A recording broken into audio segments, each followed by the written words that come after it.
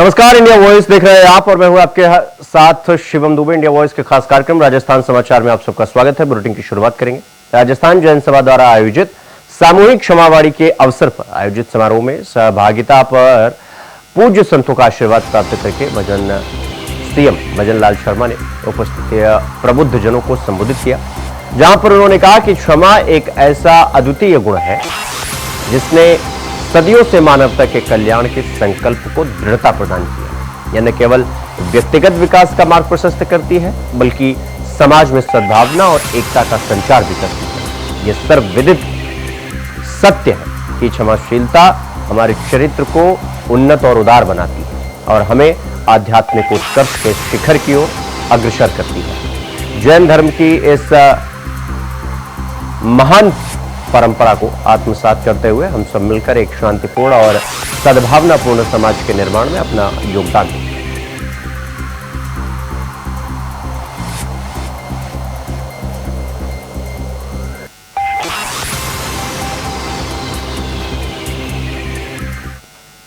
इस पवित्र अवसर पर राजस्थान जैन महासभा द्वारा आयोजित सामूहिक क्षमावाणी कार्यक्रम में होकर मुझे बहुत ही हर्ष का अनुभव हुआ है और मैंने महाराज जी के प्रवचन सुने हैं तो निश्चित रूप से मेरे मन में उनके प्रति जो भाव और उनकी जो तपस्या है और वो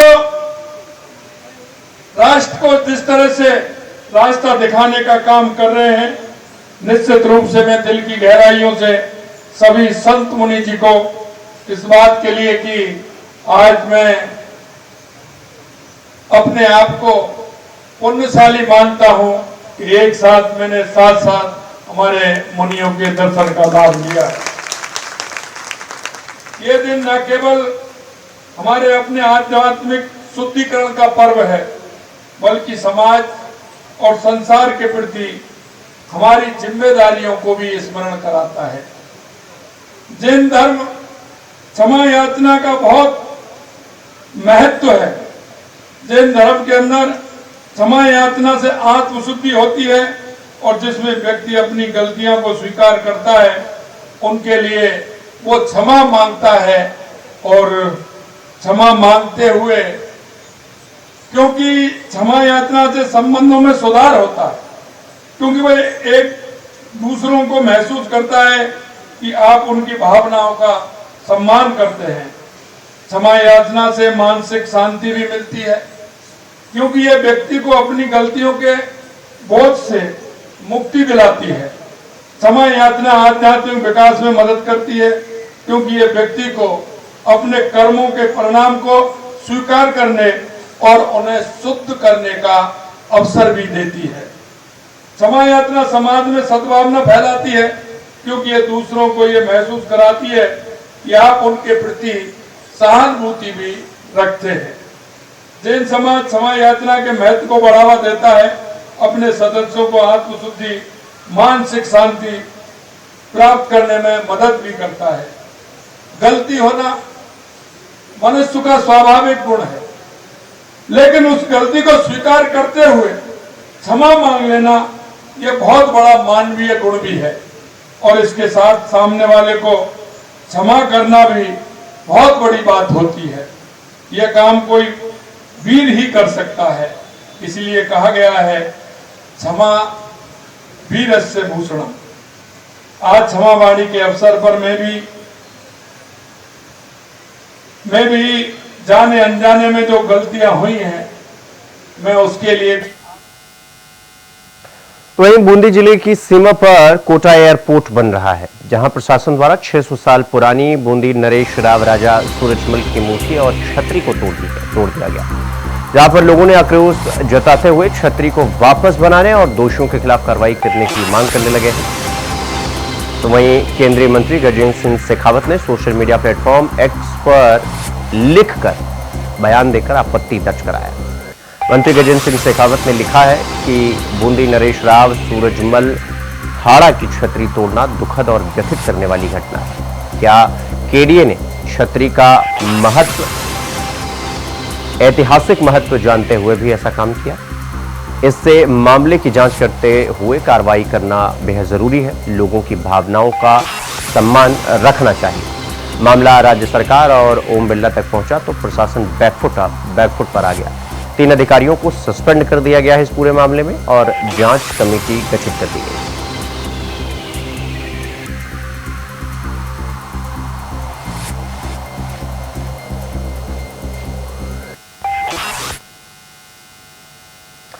तो वहीं अगली खबर बांसवाड़ा से है, जहां भगवान बिरसा मुंडा युवा जनजातीय गौरव कार्यशाला का आयोजन हुआ। शहर के विद्या निकेतन स्कूल में आयोजित कार्यशाला में राजस्व मंत्री हेमंत मीणा ने भाग लिया। उदयपुर सांसद मन्नालाल रावत, राज्यसभा सांसद चुनीलाल गरासिया और पूर्व मंत्री महेंद्रजीत मालविया सहित बड़ी संख्या में नेता मौजूद रहे। बीजेपी द्वारा राजस्थान में जनजातियों को जोड़ने के लिए यह कार्यक्रम बीजेपी चला रही है। 7 सीटों पर राजस्थान में फिलहाल उपचुनाव भी होने हैं।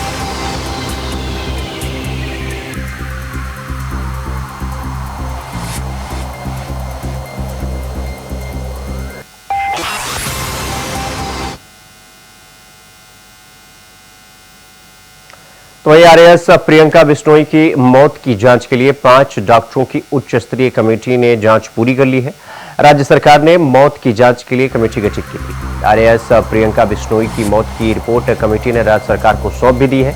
जांच टीम एम्स और वसुंधरा अस्पताल दोनों जगह पर जांच की। आपको बता दें कि शनिवार रात 1 बजे तक टीम के सदस्य एम्स में बाकायदा चर्चा किया गया और रिपोर्ट के हर एक बिंदु पर चर्चा करने के बाद टीम जयपुर पहुंची।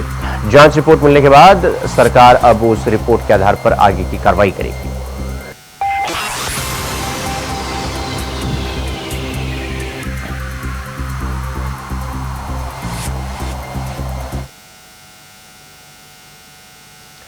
राजस्थान पर्यटन के लिए एक ऐतिहासिक राज्य है। पर्यटन विभाग और आईफा के बीच एमओयू साइन हो गया है। आईफा 2025 सेलिब्रेशन के लिए एग्रीमेंट साइनिंग सेरेमनी आयोजित की जा रही है। अल्बर्ट हॉल पर भव्य एग्रीमेंट साइनिंग सेरेमनी हो रही है, जहां उप मुख्यमंत्री दिया कुमारी की मौजूदगी में एमओयू पर हस्ताक्षर किए गए। पर्यटन विभाग की तरफ से आयुक्त वीपी सिंह, आईफा की तरफ से vice president IIFA Suresh Iyer ने हस्ताक्षर किए। आईफा का जयपुर आयोजन एक्टिंग लीजेंड इरफान खान को ट्रिब्यूट होगा।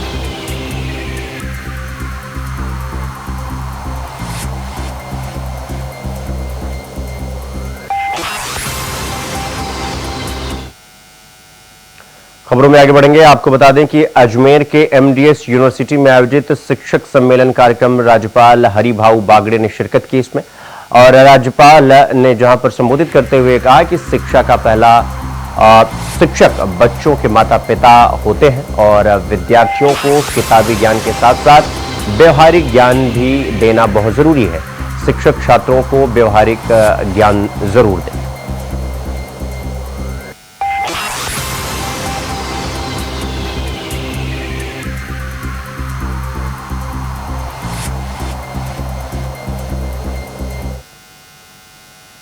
अगली खबर अनूपगढ़ से है, जहां पुलिस ने मुखबिर की सूचना पर भारी पुलिस बल के साथ एक घर में छापा मारकर कार्रवाई की। एसएचओ अनिल कुमार ने वहां पर बताया कि इस घर में अपराधियों के छुपे होने की सूचना मिली थी और सूचना के ही आधार पर कार्रवाई की गई है। सूचना यह भी थी कि उनके पास हथियार और मादक पदार्थ भी हो सकते हैं। पुलिस को छापेमारी के दौरान 20 नशीली गोलियां और नशे की सामग्री भी बरामद की गई है। पुलिस ने घर में सर्च अभियान चलाया और कुछ सदस्यों से पुलिस गहनता से फिलहाल इस मामले में पूछताछ भी कर रही है। ये कोई अपराधियों की यहाँ इंटेल मिली थी कि कोई अपराधी छिपे हुए जिनके पास हथियार व मादक पदार्थ हो सकता है। इस संबंध में पुलिस के द्वारा ये तलाशी ली गई थी। कितने लोग रिटेन किए इसमें? ये अभी कार्रवाई चल रही है। कुछ आपत्तिजनक सामान भी मिला है। अभी एक व्यक्ति को डिटेन किया गया। तो वहीं नीमका थाना जिले के उदयपुरवाटी के बागौरा ग्राम पंचायत में गोचर भूमि पर हो रहे अवैध खनन को रुकवाने की मांग को लेकर ग्रामीणों ने प्रदर्शन करते हुए मुख्यमंत्री के नाम तहसीलदार को ज्ञापन सौंपा है। ग्रामीणों ने मांग करते हुए गोचर भूमि की सीमा जान करवाकर तारबंदी की जाए और अन्यथा खनन माफिया गोचर भूमि को पूरी तरह से नष्ट कर देंगे। इस दौरान खनन माफिया की ओर से पुलिस प्रशासन का दुरुपयोग करते हुए पुलिस थाने में झूठे मुकदमों में ग्रामीणों को फंसाने की धमकी देने का भी आरोप लगाया गया है। ग्रामीणों ने मुख्यमंत्री के नाम तहसीलदार को ज्ञापन देकर जल्द ही कार्रवाई करने की मांग की है।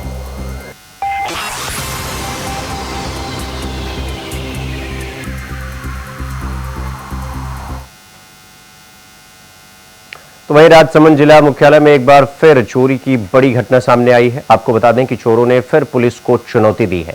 शनिवार को ही पुलिस ने एक मामले का खुलासा किया था, लेकिन रविवार को फिर एक बड़ी चोरी की घटना सामने निकल कर आई। राजनगर इलाके के 100 फीट रोड पर गोपाल गुर्जर के मकान से चोरों ने करीब 10 तोला सोना, 1 लाख रुपए नकदी और एक स्कूटी को चुरा लिया। तो वहीं गोपाल गुर्जर ने बताया कि बीती रात हम अपने पैतृक आवास पर गए थे और इस दौरान रात को चोरों ने हमारे घर में हाथ साफ कर लिया। पुलिस फिलहाल मामले की जांच पड़ताल में जुट गई।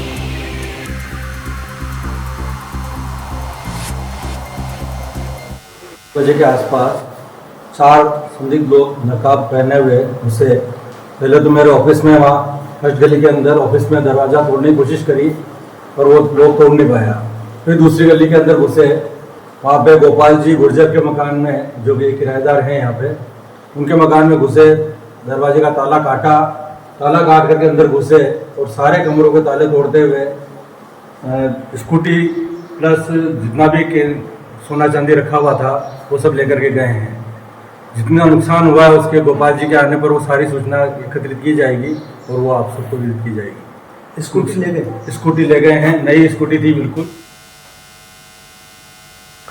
तो वहीं राजसमंद के कस्बा कांकरोली में 20 सितंबर को ही दिन दहाड़े चोरी की घटना का पुलिस ने खुलासा कर दिया है। आपको बता दें कि इस मामले में 4 शातिर बदमाशों को गिरफ्तार किया गया है और एमएम रेजिडेंसी होटल के पास के एक रिहायशी मकान में दिन दहाड़े चोरी की घटना हुई थी और इस घटना को गंभीरता से लेते हुए पुलिस अधीक्षक मनीष त्रिपाठी के निर्देश में एक विशेष टीम का गठन किया गया था और पुलिस टीम ने घटनास्थल के आसपास लगे सीसीटीवी कैमरों के फुटेज को खंगाला और तकनीकी साधनों का इस्तेमाल करते हुए जांच में ये सामने आया कि एक महिला और 3 पुरुषों का एक गैंग इस वारदात में शामिल था। ये गैंग घटना के बाद एक ऑटो से सेवाली पहुंचा और फिर वहां से नाथद्वार गया। तो वहीं एक प्राइवेट बस में बैठकर ये लोग गांधीनगर चले गए। कांकरोली थाना क्षेत्र की घटना है। TVS चौराहे के पास में कल एक मकान में से एक लड़की 10 तोला सोना और कुछ कैश पैसा लेके चली जाती है। उसके संबंध में हमने प्रकरण दर्ज किया। उसके बाद थाना कांकरोली की टीम ने तकनीकी आधार पर अनुसंधान किया। अनुसंधान से हमको कुछ लीड मिली, जिससे कुछ लोकल लेवल पे पूछताछ करने के बाद ऑटो वालों से और फिर हमने कोई एक ट्रैवल्स वालों से पूछताछ की। वहाँ पे हमको कोई और तकनीकी मदद मिली।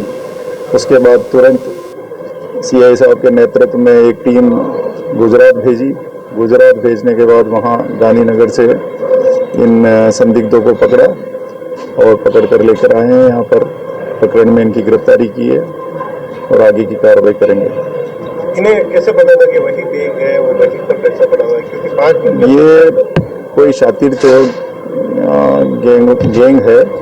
इसके बारे में अभी हमने आज गिरफ्तारी की है, पूछताछ करेंगे, फिर मालूम करेंगे कि आखिरकार ये कैसे, किस तरह से, इनका क्या तरीका वारदात रहता है और भी कहाँ इन्होंने वारदातें की है, सबके बारे में डिटेल में पूछताछ करेंगे। माल बरामद की वो भी करेंगे। अभी माल बरामद प्राइमा फेसी इनको अरेस्ट किया है। पूछताछ में इन्होंने अपराध करना बताया और जो हमारी तकनीकी टीम थी उसने भी इनके द्वारा अपराध करने का सत्यापन किया है। अनुसंधान से सारी चीजें क्लियर करेंगे। फिलहाल यहां पर रुकेंगे छोटे से ब्रेक के लिए। खबरों का सिलसिला जारी है, फौरन लौट रहे। ब्रेक के बाद एक बार फिर आप सबका स्वागत है मेरे साथ। रुक करेंगे अगली खबर की ओर। मुंडावर के अपर जिला और सत्र न्यायाधीश शक्ति सिंह ने सियाली खुर्द के रहने वाले विक्रम को सन 2000 यानी साल 2004 हत्या के एक मामले में दोनों अभियुक्तों को आजीवन कारावास और 50-50 हजार रुपए के आर्थिक दंड से दंडित किया गया। और अपर लोक अभियोजक रामावतार चौधरी ने बताया कि करतार सिंह अपने घर पर बैठा हुआ था, तभी विक्रम सिंह और शीशराम ने कुल्हाड़ी और कशिया से उस पर हमला कर दिया था, जिस कारण करतार को गंभीर चोटें आई।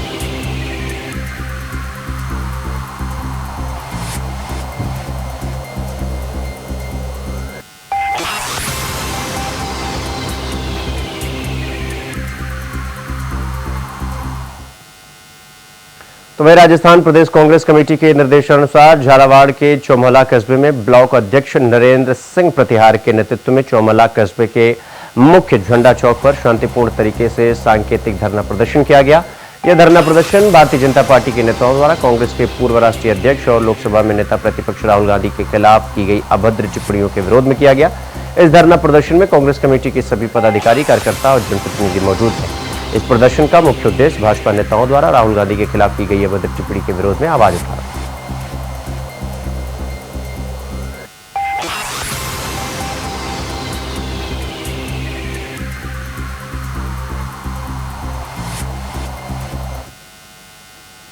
तो वही राजस्थान प्रदेश कांग्रेस कमेटी के निर्देश पर ब्लॉक कांग्रेस कमेटी ने भीनमाल की ओर से धरना प्रदर्शन किया। उपखंड कार्यालय में प्रधानमंत्री नरेंद्र मोदी का पुतला दहन कर विरोध प्रकट किया गया।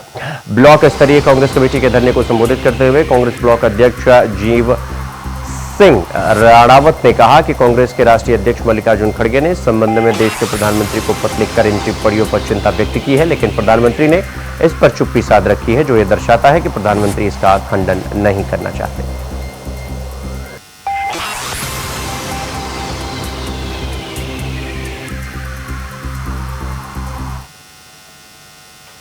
तो वहीं बयाना कस्बे में आज ठाट बाट और बैंड बाजों के साथ शोभा यात्रा के रूप में बाबा खाटू श्याम महाराज का बयाना कस्बे में नगर भ्रमण पर निकले। तो चारों ओर सभी दिशाओं में सभी लोग उनके दर्शन और आशीर्वाद पाने के लिए भारी भीड़ उमड़ पड़ी। बयाना कस्बे में आयोजित 8वें खाटू श्याम संकीर्तन महोत्सव के अवसर पर खाटू श्याम भक्तों की ओर से खाटू श्याम बाबा की विशाल शोभा यात्रा निकाली गई, जिसमें सैकड़ों की संख्या में श्रद्धालु शामिल हुए।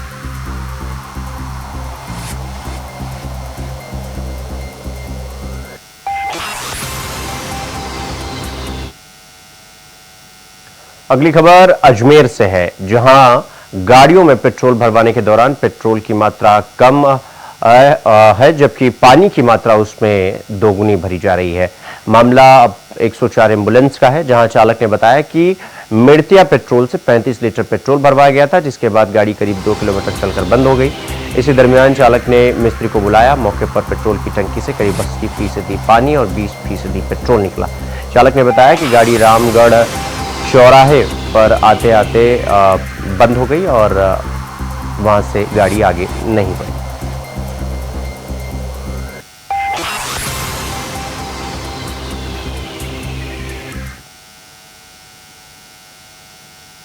अगली खबर भीलवाड़ा से है, जहां नगर निगम पूरी तरीके से हालत खराब हो गई है और शहर के नाले और अंडरब्रिज अपने हालात बयां कर रहे हैं। अंडरब्रिज को पार करने के दौरान राहगीरों की मदद से बड़ा हादसा होने से चला। दरअसल आपको बता दें कि एक कार अंडरब्रिज से निकलने के दौरान आधे से ज्यादा डूब गई। ब्रिज एकांत में होने से किसी का ध्यान नहीं गया। राहगीरों की मदद से गाड़ी को क्रेन की सहायता से बाहर निकाला गया।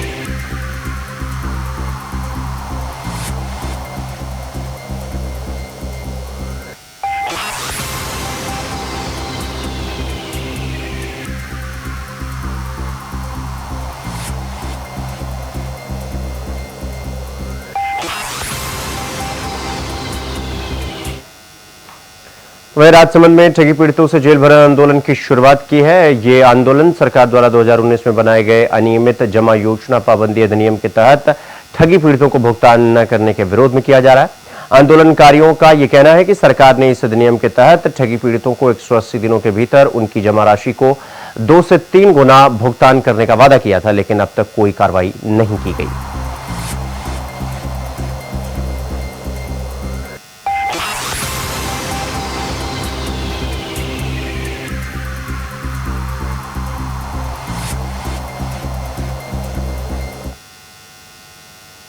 वहीं पुलिस थाना बिशनगढ़ ने पिछले दिनों हुई चोरी के मामले में गिरफ्तार 3 अभियुक्तों के अनुसंधान में एक और शातिर चोर का सामान खरीदने वाले को गिरफ्तार किया है। चोरी की वारदात में शरीक एक मुलजिम साबिर खान और उसकी तलाश फिलहाल अभी पुलिस को जारी है। चारों अभियुक्तों ने जोधपुर, पाली, बालोतरा और जालौर जिले में कई चोरियां की थी।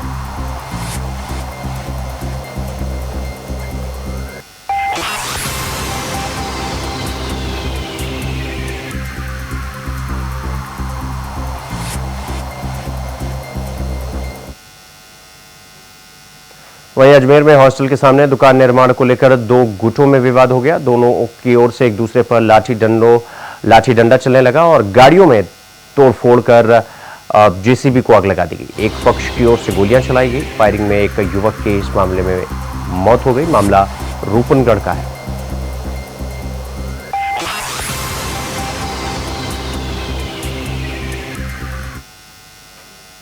राजस्थान समाचार में फिलहाल अभी के लिए बस इतना ही। देश और दुनिया की तमाम खबरों को देखने के लिए देखते रहिए इंडिया वॉइस। नमस्कार।